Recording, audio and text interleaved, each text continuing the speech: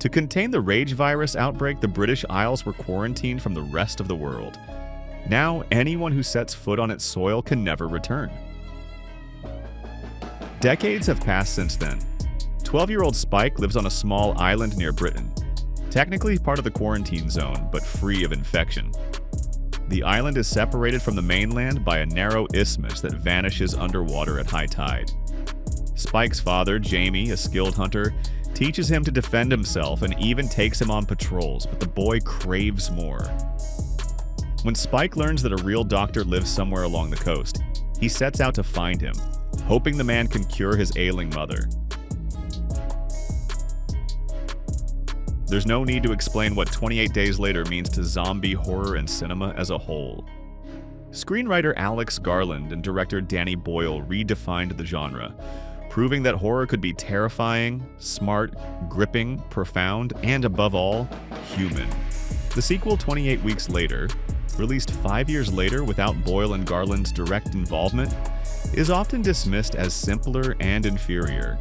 But it has undeniable strengths, like its masterful opening, a clinic-level lesson in filmmaking. Talks of a third film began even before 28 Weeks Later hit theaters, but the project stalled, first due to rights issues, then creative struggles.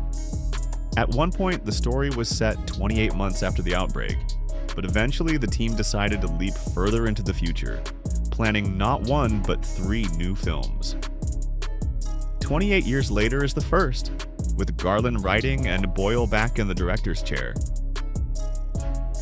Right away, it's clear that 28 Years Later's narrative and visual style align more closely with the original than the polished Hollywood sheen of the sequel. The film embraces a grimy, rough-edged digital look, leaning into raw realism. Boyle deliberately shot on iPhones, recapturing the quasi-documentary feel of the 2002 film. Though, admittedly, that aesthetic no longer shocks audiences like it once did. But what's inside the package? Sadly, it's not an outright triumph. The opening sequence echoes 28 Weeks Later, but at a slower burn, and the ensuing story feels torn between identities. Part survival thriller, part horror action, part psychological drama, before morphing into an existential meditation on humanity's insignificance. And in the final minutes, it veers into inexplicably kitschy territory, leaving the upcoming sequel, directed by Nia DaCosta, not Boyle, an uncertain legacy. 28 Years Later is still a must-watch to form your own opinion, but it echoes the missteps of A Quiet Place Part 2, where blending commercial and art house sensibilities didn't quite gel. It's emotional, smart, and brutal, just like 28 Days Later, and its first half has legitimately great moments. Yet the filmmakers seem unsure of their message, muddying the impact. In that sense, 28 Weeks Later felt more cohesive, even more honest.